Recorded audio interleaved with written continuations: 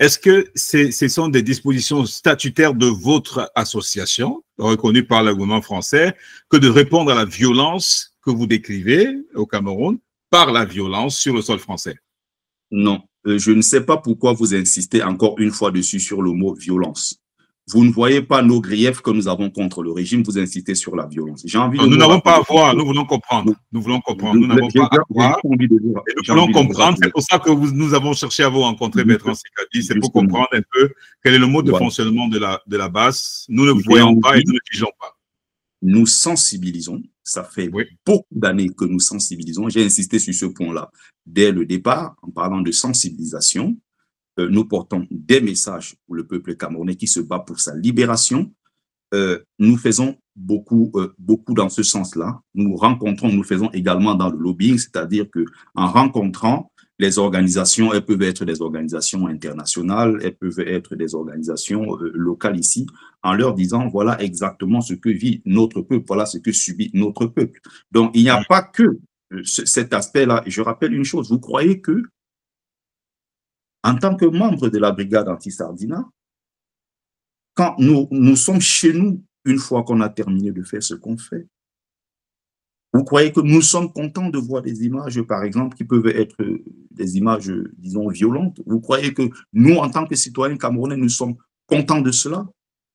Vous croyez vraiment que quand on se couche sur notre lit le soir, on est content d'une telle chose?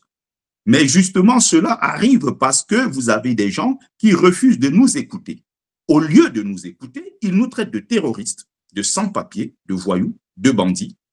Il n'est en aucun cas écrit dans nos statuts en tant que brigade anti-Sardina que nous allons aller nous en prendre aux gens de façon violente.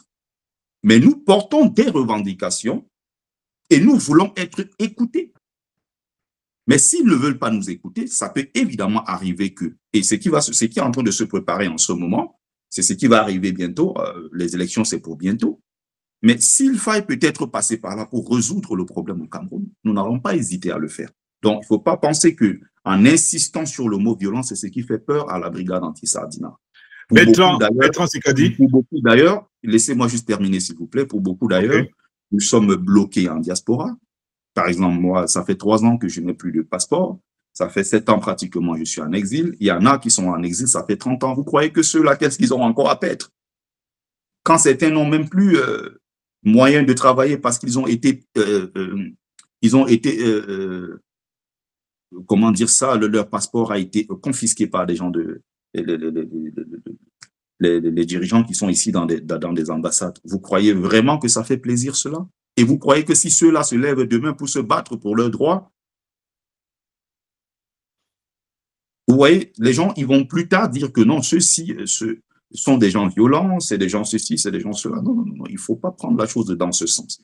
Il faut comprendre que nous sommes des enfants en quelque sorte déshérités, ces enfants-là abandonnés par le régime, et nous avons des droits en tant que Camerounais vivant ici en Occident de réclamer telle ou telle chose. Le Cameroun n'appartient pas à la clique qui est au pouvoir, le Cameroun appartient à tous les Camerounais.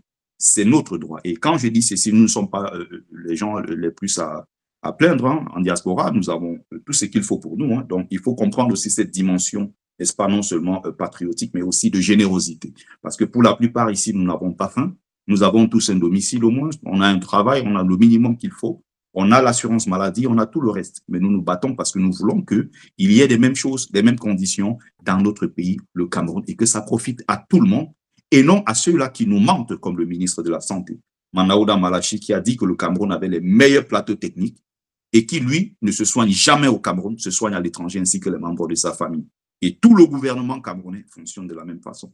Mais si vous avez construit les hôpitaux de référence au Cameroun, pourquoi vous ne vous soignez pas dans ce pays?